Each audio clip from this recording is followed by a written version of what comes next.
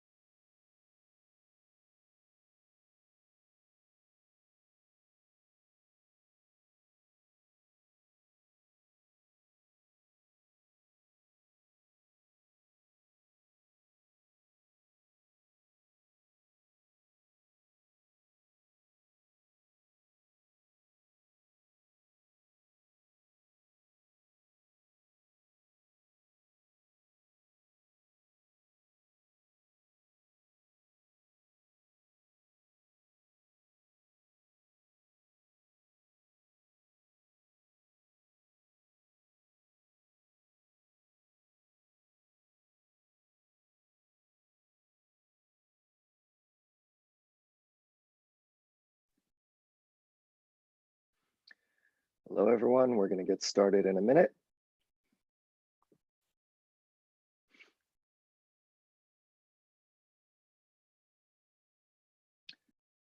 Hello, good afternoon. Happy Thursday. Beautiful Thursday, as pretty much every Thursday seems to be lately here in Los Angeles. Okay, we're going to get started. Thank you for joining me, taking some time in your afternoon this Thursday to study a little Talmud. As always, a little protocol about Zoom before we get going with our blessing. We're to remind you, since we're in the webinar portion of this, you have a few options in which you can engage with me through this conversation. Of course, the way we'll do this, we'll read through the text, we'll go through it, I'll offer some thoughts and interpretations, and then we'll open it up for questions and comments and conversation. So on the bottom of your screen there, you have the option of doing Q&A, of chatting, and also to virtually raise your hand. When we get to the point where we open it up, you can virtually raise your hand and then I can call on you and unmute you. Okay, so wonderful to have you with me. Really, again, I can't say it enough, especially as I'm looking forward to Shavuot, which is in a few weeks. And Shavuot, of course, is this time where we commemorate receiving Torah. And this is one of the highlights of my week, is to study with you and to just be able to have the time in my life to put some focus into some regular study and learning, which I love, and I've missed that. So to get started, our blessing for engaging in the study of Torah, feel free to say it out loud with me if you would like. Baruch atah Adonai Eloheinu melech haolam asher kedishanu b'mitzvotav v'tzivanu la'asok b'divrei Torah. Thank you, God, for giving us the opportunity to engage in the study of Torah. Amen. All right, today we are going to look at an interesting story. It's not a long story, but there's plenty of material there for us to delve into. We're going to look at the story of a man and his wife, and it takes part basically in three pieces: at home, in a garden, and back at home. And we're going to, I want you to be thinking about, as we go through the story today, what does it mean to mute your passions, and what is the impact that the rabbis are trying to teach us results from such muted passions, or when one represses one's passions or desires. I think you probably already know what this will lead to, but keep that in mind. Also, I think there are of course, some gender issues at play here. There's, of course, sexuality, which tends to play into a lot of the stories. If you remember last week's conversation about Reish Lakish and Rabbi Yochanan, I also had some great emails and some follow-up conversations with some people afterwards about the relationship between those two men. So as I've said in the past, there's a lot to these stories. We can't uncover all of the different kind of channels that come out in the amount of time we have together. But I encourage you to continue to delve into these texts, and even to go back to some of the texts, whether the ones that you haven't had a chance to study because you weren't on those study sessions, or even the ones that you have studied with me before. In just 1 week, sometimes you can look at a text in a very different way, similar to when we read Torah. Okay, let's delve into it. I will read through it straight through first, and then we'll go back and break it down again a little. Okay. This is from Kiddushin 81b. Kiddushin is the section of the Talmud that focuses on marriage. Kiddushin is Erusin and Kiddushin are the two parts of a marriage ceremony. So when you are under the chuppah, there are actually two ceremonies that are put together. So this is the section of the Talmud that focuses on those relationships. Rabbi Chia bar Ashi used to prostrate himself in prayer and say, "May the merciful one save me from the evil impulse." One day his wife overheard him. She said, "Given that for several years he has abstained from me, why is he saying that?" One day he was studying in his garden. She adorned herself, passed by, and came before him. He said to her, "Who are you?" She said, "I am Haruta. I returned today." He propositioned her. She said to him, "Bring me that pomegranate from the top of the tree." He jumped up and brought it to her. When he came home, his wife was lighting the stove. He went and sat inside it. She said, "What is this all about?" He said, "Such and such happened." She said to him, "It was I." Nevertheless, he said to her, "My intention was to transgress." End of the story. It's a short one, okay? Even though it's short, there's plenty here for us to look at. So again, we have a rabbi and his wife. We're going to go through it, and I'll put the text back up in a minute. But again, we have a rabbi and his wife, both of whom are repressed. And so I want you to be really thinking about, how are they repressed? How does that manifest itself? And of course, the most important question is, what can we be taking away from this? What are the lessons for our own lives? And is there relevance to today's world? Now, I will just say off the top, one of the things that speaks to me in terms of the relevance today is this interplay between in the home and in the garden, right? Inside and outside the home.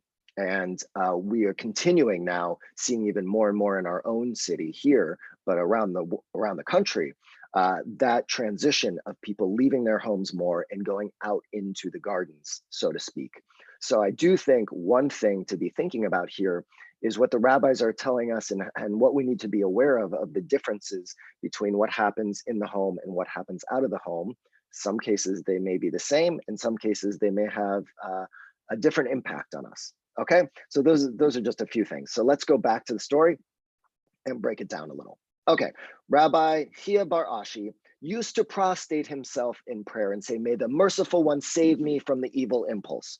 So clearly, if he is prostrating himself in prayer, he is distressed or something. Most of the times when there is true prostration, I want you to think about the times we prostrate ourselves. A full prostration, which I think this is really referring to, takes place once a year for most of us, and that's at the high holidays, right? The Grand Aleinu, Rosh Hashanah, where we fully prostrate ourselves onto the ground in complete submission, right? And anyone who's ever done that knows that it feels awkward and weird. It's not something we're used to. It's extremely humbling, and it really puts us in a vulnerable position. So here he is prostrating himself in prayer, and he is saying, he's asking God to save him from the evil impulse, right? This distress that he is somehow struggling with the evil impulse, which we can either see purely as a sexual impulse, or just the fact that he is struggling internally between being a good person. He's a rabbi. There are certain expectations, not only that he puts on himself, but expectations that are put on him by others. We can imagine all of us face that. You don't have to be a rabbi to be someone who has your own expectations that you place on yourself. And sometimes those expectations can feel more of a burden than something that can lift us. And of course, there are expectations that others have for us. So here, he is so distressed about the expectations either that he has for himself or that others have placed on him that he doesn't want to do anything wrong, okay? And then, so one day his wife overhears him with this prayer. And she thinks to herself, and she says out loud, for several years, he hasn't even been close to me. We haven't had sex in years. Why is he saying this?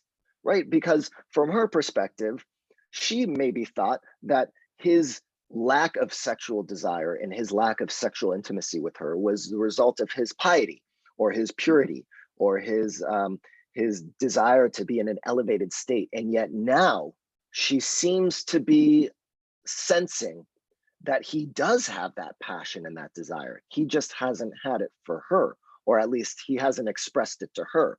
So right now already we are getting the first challenge of muted passions or repression, which is one, the fact that you can be put in a state of distress when there are certain things that you want to express about yourself. And it doesn't have to just be sexual right now, right? I want to expand it beyond that. It can be sexual, of course. In this case, I think it is almost exclusively sexual, but there is a distress that comes when you don't take the opportunity to really start to express those passions or what matters to you. And sometimes those are things that you do need to repress, but sometimes there are positive passions that we, for one reason or another, have stayed away from. And what that does is, number one, sometimes that leads us to have real problems in our relationships, in the sense that here, his wife wasn't even aware of this struggle that he was going through. And it's only by overhearing him that she's aware of something that for years she was under the impression that he wasn't engaging with her for one reason. And now it becomes clear that there's another reason for him not wanting to engage with her. So that's one issue. And then for her, what is it like for when you realize that there's someone who hasn't really been doing what they want to do? Maybe it's their career, maybe it's about how they've been in relationship with you as a friendship or as a romantic relationship. How do you respond when you learn this about someone, when you get a hint that something is off? Let's see how she responds. She responds by saying, one day he was studying in his garden. Okay, I want to pause it right there again.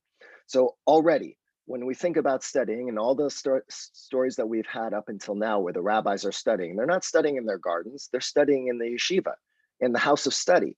So already we have here a man who is going out into the garden to study.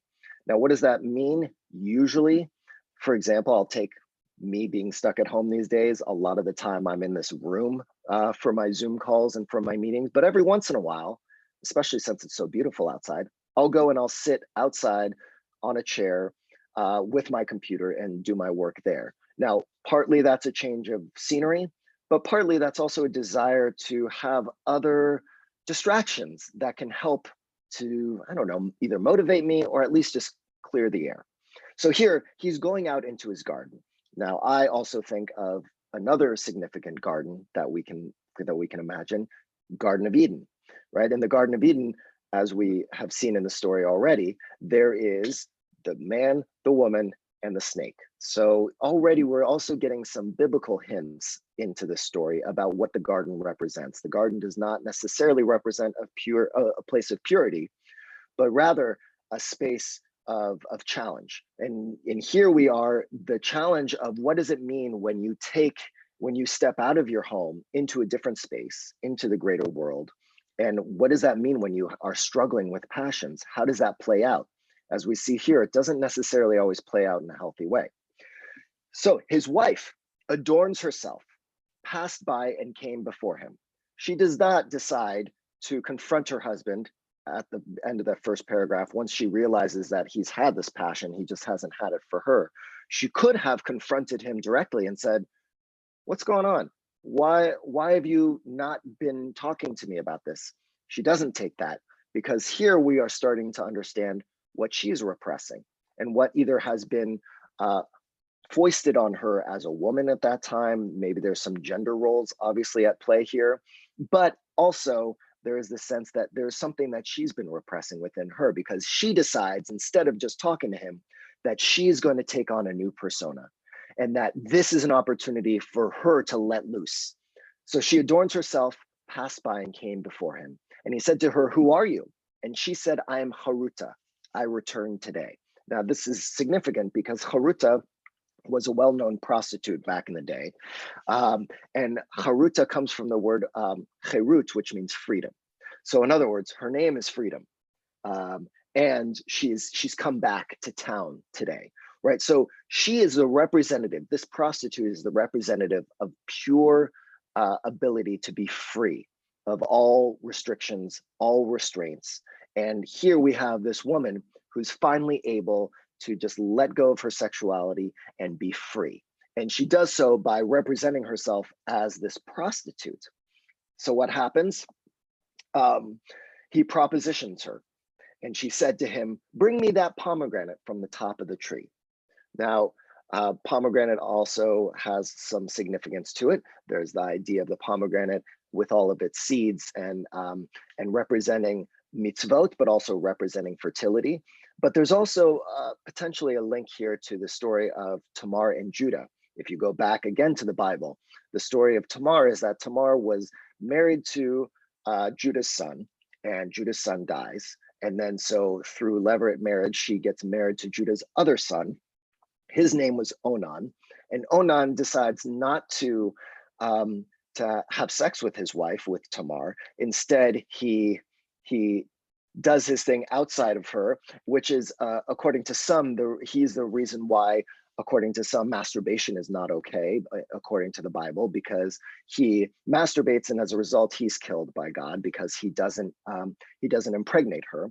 And then Judah thinks that she's bad news, so he's going to hold off on giving her to his third son. And as a result, she wants to get revenge, and she also wants to stay in this lineage of Judah and his family.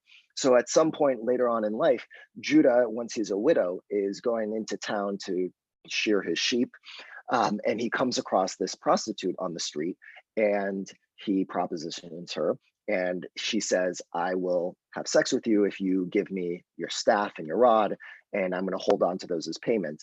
And later on, she uses that when she does become pregnant with his child as proof that he was the one who impregnated her so that she wouldn't get killed.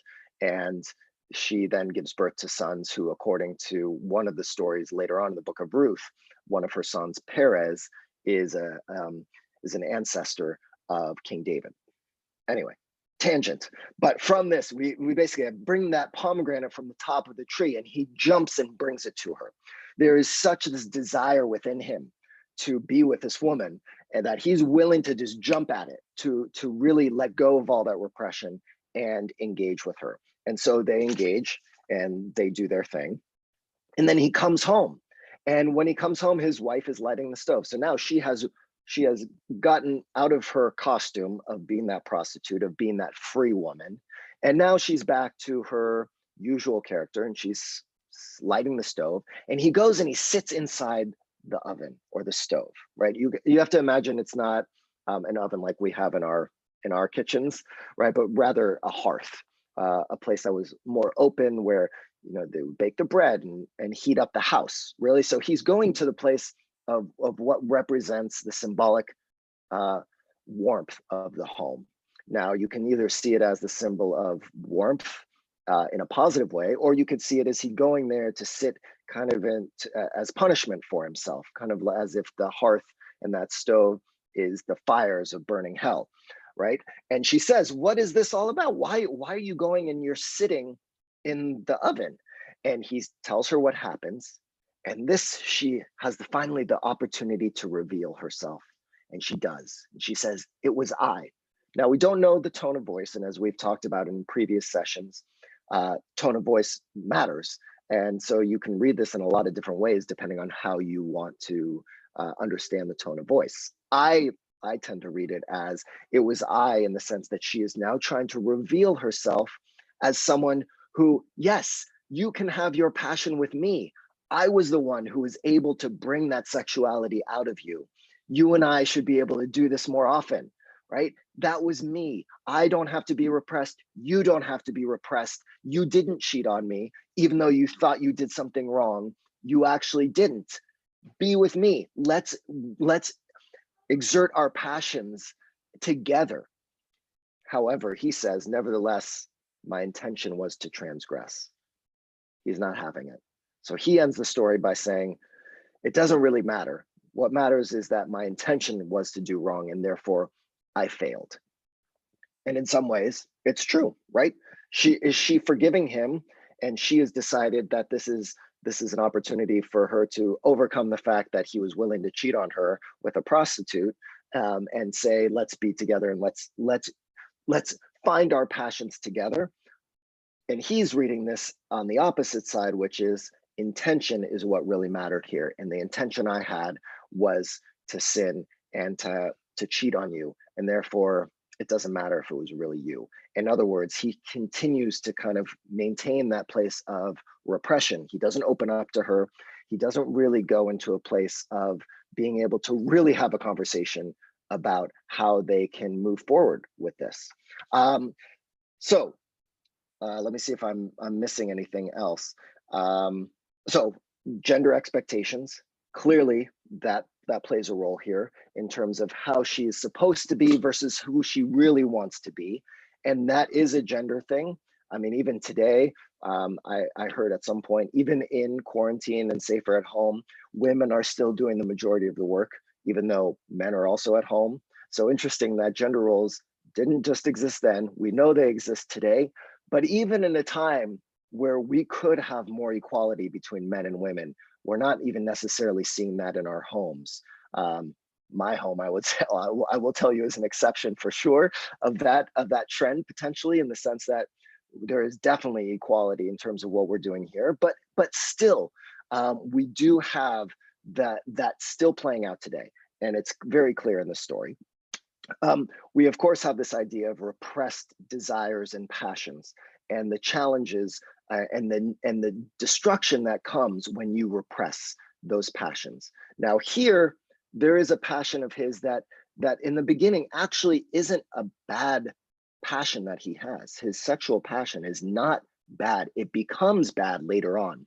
When you have a passion that you aren't willing to actually pursue, what this story, I think, seems to be teaching us is that passion can become your destructive element in a weird way.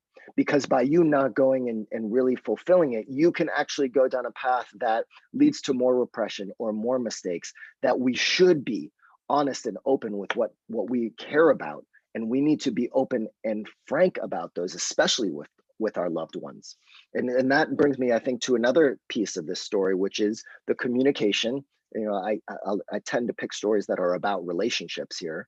And the relationship here is, again, one with a lack of communication, and one that involves deceit and deception, and how easy deceit and deception can lead to the maintaining of just negativity. In this home, imagine what it was going to be like at the end of this story, after the story takes place.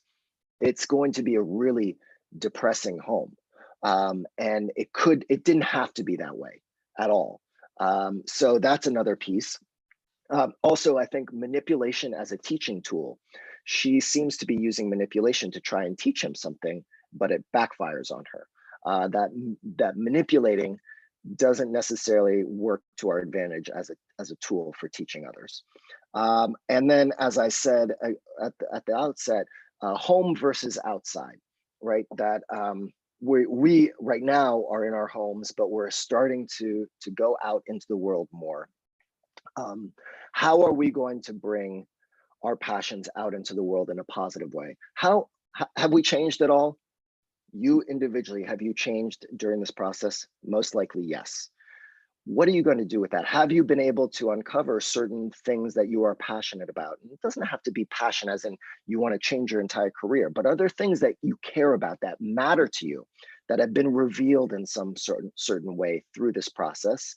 I hope the answer is yes, because I think that if we are going to learn lessons from this, one of them should be our ability to be introspective and find elements of ourselves that we want to carry into the outside world, even more so than we have in the past.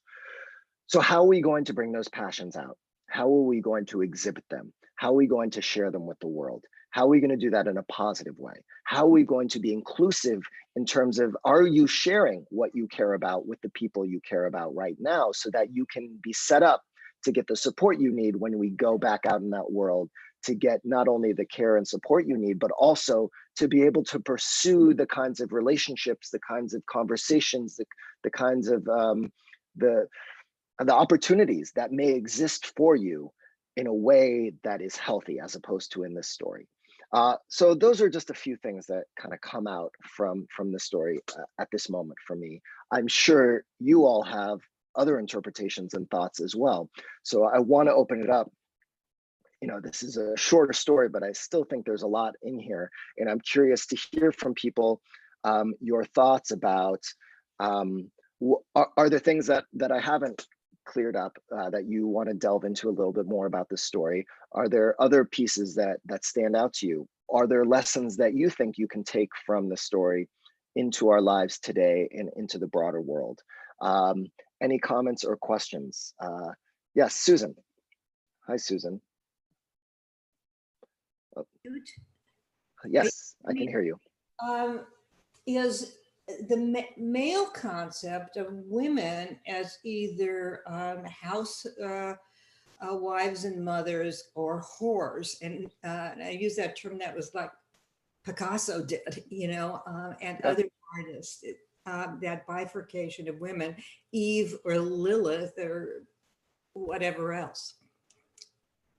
Great point. Right, that a challenge of this story is that it either creates the housewife or the whore, right? As you said, your language. And so already that's a problem. That doesn't leave space for another identity. So yes, and I would say that's a troubling element and a good critique of the story itself. I think it's still a critique that may exist in today's world, where we still tend to bifurcate people, and especially women. I'm not a woman, so I don't want to speak for women, but I do see from the people that I've worked with over the years and from the women with whom I've engaged in my life, that those challenges exist between how they are defined by the world and how to struggle with that. And I can't, of course, speak to that in a way that you as women can, but you're right, that's a challenge that we find in texts like this in the rabbinic world, where that bifurcation did exist. And I still think it also highlights the need for us to really work hard to make sure that that doesn't continue in the world today. So thank you for bringing that up. Any other thoughts about this story?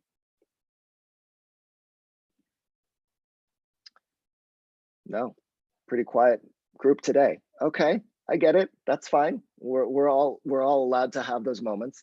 Again, I want you to be thinking about what does it mean for us.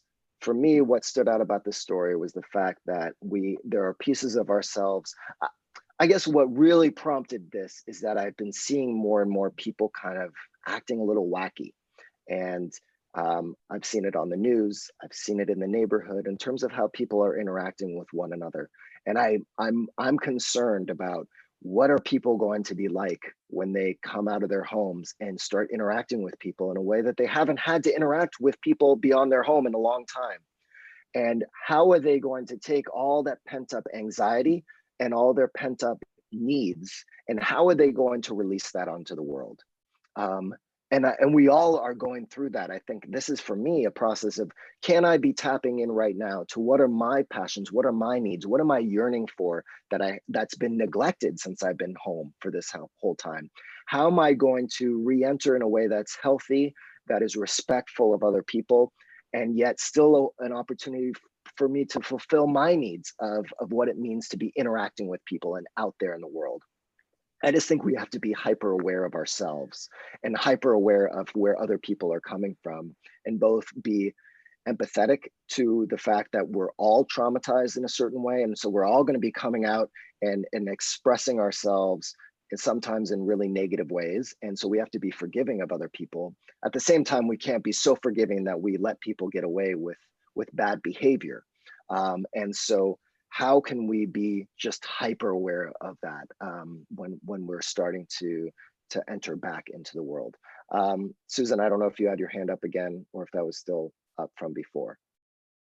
A silence, going back to the sexual theme, which I think is very prominent here. The woman desired her husband too, and didn't want to be just seen as a housefrau. She wanted to have some sex in her life too. So, and she asserted herself. So here is some women taking charge. I mean, she disguised herself.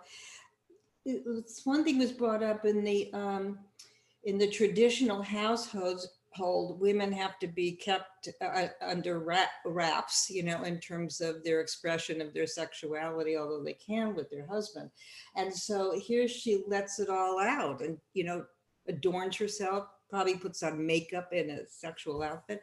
So she's expressing her passions, her lustful passions, and now allowing her husband to express them as well, because they were Yes. repressed before.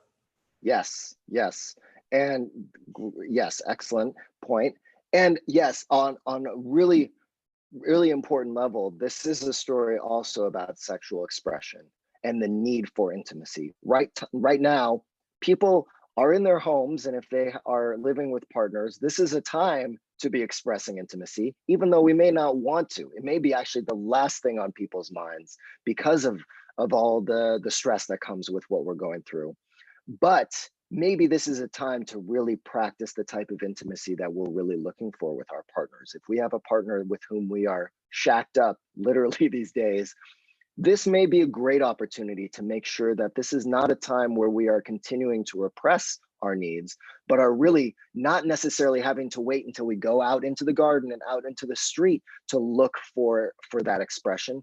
But now would be a really good time to make sure that we are rediscovering and redefining for ourselves and our partners what intimacy looks like, and for us to be really honest about that, and for us to set ourselves up in a healthy way, so that as we're moving forward and we continue to kind of go back out into the world, have there been pieces of your sexuality or sexual relationships that you haven't been dealing with? Now would be a great time to really be addressing that, so that we can all move it into a place of healthier sexual and intimate relationships with those we care about. So thank you for that. Let's see. I think there was another question here. Someone said, Cindy said, I think that this is also about how we have different behaviors depending on where we are.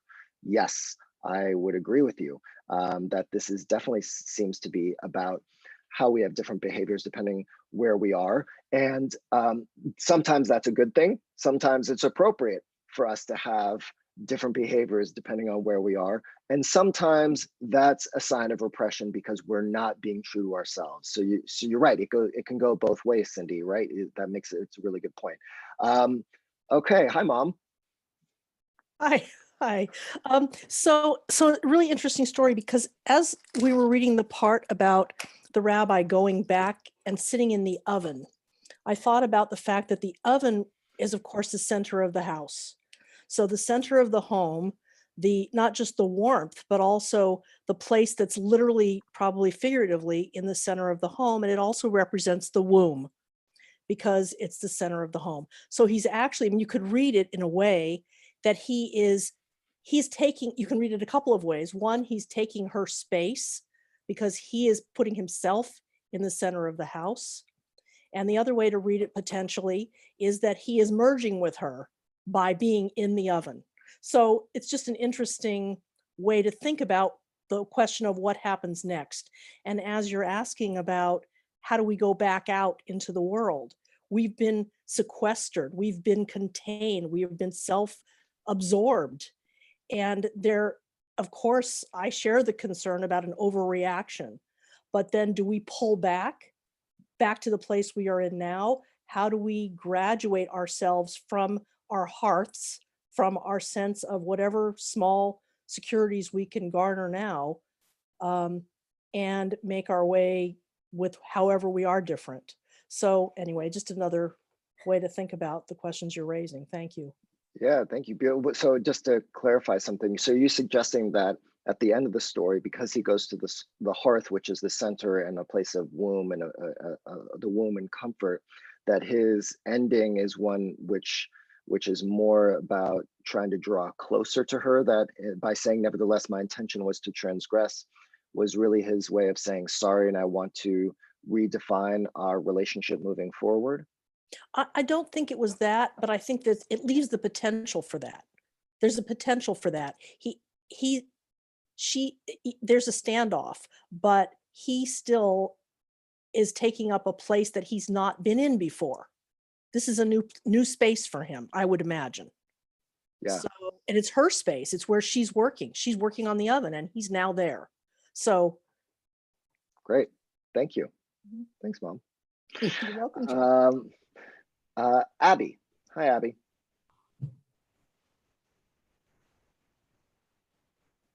Okay.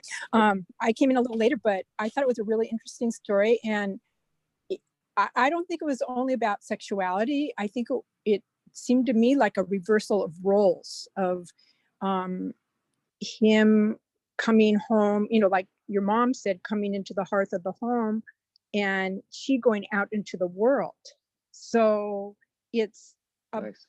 To me, it's about finding a balance of that, because either it's very hard, even if you're a woman working, to be, how can you do, how can you do two things well? You have to choose one or the other. And I know when my kids were younger, my daughter was critically ill, many times. So I was a dentist at that point. I started out, and I quit my practice so many times because I felt like that was my priority, the home. So that's what I thought it was a really wonderful story. And what I liked about it too was the ending of how it didn't matter that he did something or did not do something wrong, but it was about intent. Yeah. I like that. So I really liked the story. I really thought you did a good job. Thank you. Oh, thank you, Abby. Yeah, two things. Intent, this word kavanah, is so central, not just to our prayer experience. There's kava and kavanah in our prayer tradition, this idea of the structure of the prayer service and then the intention behind it. And you really can't have a meaningful prayer experience if you only have the structure without the intention. So intention, kavanah, is a significant element of Jewish expression and what makes a Jewish opportunity genuine. And so intention is significant. At the same time, it's interesting because we're really only judged on our actions. So you can have all kinds of feelings inside, but as soon as you act a certain way, that's what you get judged on. Of course, he does act in a certain way, but this idea of intention is really important. And I think But also, yeah, I didn't mean to, but at the same time, we're judging ourselves. So for him, it wasn't what his wife thought or anybody else thought. It was his own intention. I'm sorry to yes. cut you off. Yeah. No, you're right. No, that's great.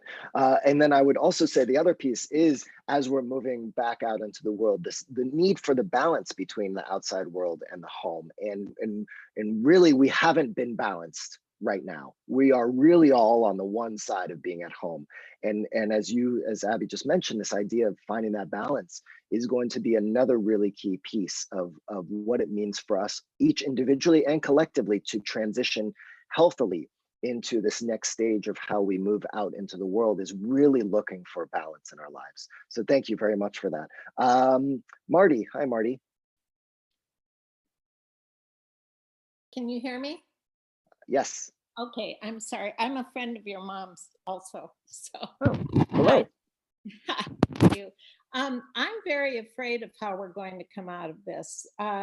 There's so much anger in the world. You know, when you see guns in Michigan and people are looking for ways to protest. And I was watching Richard Bright being interviewed by our senators today, and you know, one half is congratulating and on his side, and the other half are trying to undermine him. It's scary.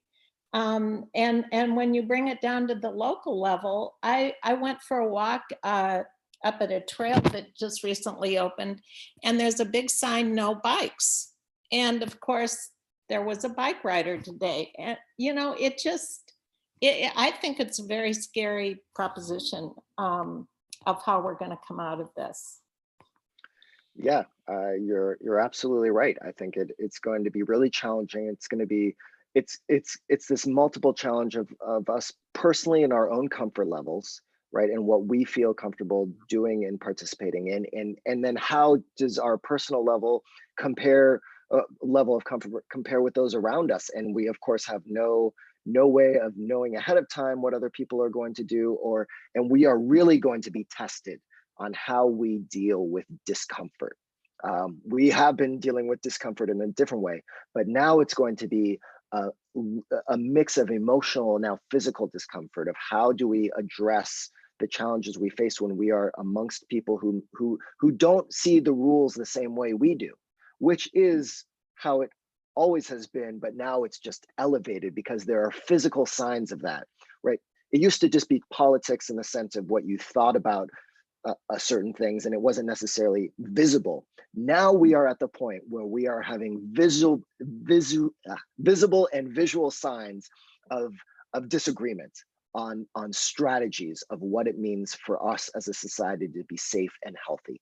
And when you have physical signs, if we think about history, we think about skin color, we think about gender, we think about the ways in which physical differences have led to real big issues and challenges, that I think is a real struggle that we're going to be facing, because it's going to be physically visible to us about people who are approaching things differently than we do. And so, of course, I don't have the answer to it, but I do think it's something we have to be hyper aware of. And when we walk out of our houses, what's our intention? Going back to that word kavanah, what's our intention of how we are going to address things that come up that are different from what we want, how we want people to act. It's something we need to be able to walk out the door and kind of already know how we are going to respond, and to center ourselves to make sure that we don't create more conflict, because the people are going to be itching for conflict, because those passions have been really repressed in our homes, and people are now going to be coming out with all kinds of, hopefully some positive passions to make the world better. But they're also going to be coming out with all their angst and anxiety as well. And so we have to be very aware of that, of other people, and of course our own. One last thing before we go, Merle. Hi, Merle. I walked out of my house this morning and saw a sign that neighbors posted that takes up their whole front yard. And it took everything in my power to react to it. And I reacted to my husband when I got home. I reacted to our daughter because we all know this family very well. But it was incredibly disturbing. And maybe this gives me, I mean, it says to me that I do have to analyze how I react to things. But I said to Arnie when I got home this morning, I don't know if I can drive that way now. I feel like I have to go another way to get out of our neighborhood. Wow. That's how much what the sign said did to me. And I think it's even harder when you think you know people really well. How Yeah. I thought I knew them well. I thought I knew their philosophy very well, but this just like stabbed me in the gut. Wow. Well, on one level, I'm really intrigued to know exactly what the sign said, but I feel like you would like to keep that private. So you don't need to share. I can't say it because That's fine. I understand. No, you that's know, fine. But I think what's more important than actually what the sign says is a realization that, first of all, maybe they have changed, or maybe there were pieces that they were repressing and weren't so vocal about that now they are vocal about, or maybe there are things that are happening in people's homes right now that are changing their approach to things. And that's because we are all being faced with exposure to ourselves, to the people we live with, to the world in a way that we haven't in our lifetime before. And that can